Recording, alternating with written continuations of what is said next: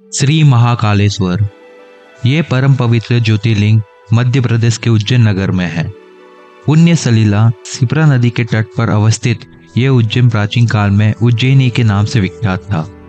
इसे अवंतिकापुरी भी कहते थे। ये भारत की परम पवित्र सप्तपुरियों में से एक है। इस ज्योतिर्लिंग की कथा पुराणों में इस प्रकार बताई गई है। प्राचीन काल में उज्जैनी में राजा चंद्रसेन राज्य करते थे। वह परम शिव भक्त थे।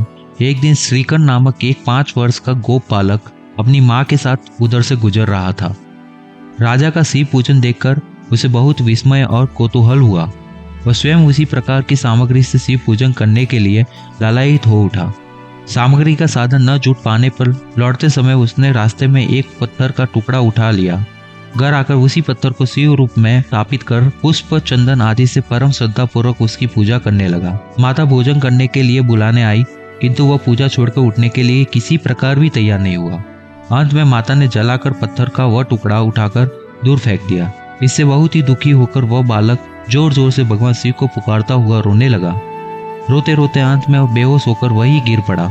बालक की अपने प्रति ये भक्ति और प्रेम देखकर आशुतोष भगवान शिव अत्यंत प्रसन्न हो गए। बालक होश में आकर अपने नेत्र खोले तो उसने देखा कि उसके सामने एक बहुत ही भव्य और अति विशाल स्वर्ण और रत्नों से बना हुआ मंदिर खड़ा है। उस मंदिर एक बहुत ही प्रकाशपूर्ण भास्वर तेजस्वी ज्योतिर्लिंग खड़ा है। बच्चा प्रसन्नता और आनंद से विभोर होकर भगवान शिव की स्तुति करने लगा। माता को जब ये समाचार मिला तब दौड़कर उसने अपने प्यारे लाल को गले से लगा लिया। पीछे राजा चंद्रसेन भी वहां पहुंचकर उस बच्चे की भक्ति और सिद्धि की बड़ी सराहना की। धीरे धीरे वहां बड़ी भीड़ जुट गई। इतने में उस स्थान पर हनुमान जी प्रकट हो गए। उन्होंने कहा, मनुष्य, भगवान शंकर शीघ्र फल देने वाले देवताओं में से सर्वप्रथम है।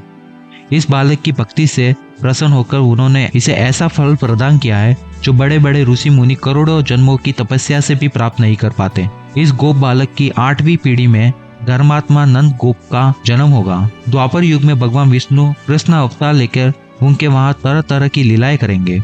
हनुमान जी इतना कहकर अंतर्धाम हो गए।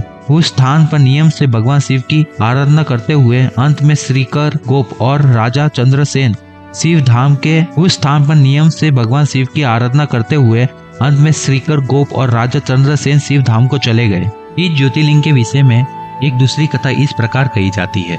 किसी समय अवंतिकापुरी उज्जैनी में वेद पाठी तपोनिष्ठ एक अत्यंत तेजस्वी ब्राह्मण रहते थे। एक दिन दूषण नामक एक अत्याचारी असुर उनकी तपस्या में विघ्न डालने के लिए वहां आया। ब्रह्मा जी के वर से वह बहुत शक्तिशाली हो गया था। उसके अत्याचार से चारों ओर त्राही त्राही मची हुई थी। ब्राह्मणों को कष्ट में पड़ा देखकर प्राणी मात्र का कल्याण करने वाले भगवान शंकर वहां प्रकट हो गए। उन्होंने एक उकार मात्र से उस अत्याचारी दानव को वहीं जलाकर भस्म कर दिया। भगवान वहां हुकार सहित प्रकट हुए, इसीलिए उनका नाम महाकाल पड़ गया।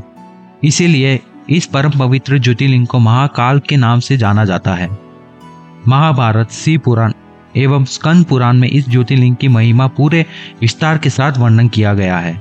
इस तरह के भगवान से जुड़े इतिहास को जानने के लिए हमारे त्रिमूर्ति मोक्ष चैनल को सब्सक्राइब करना ना भूलें। धन्यवाद।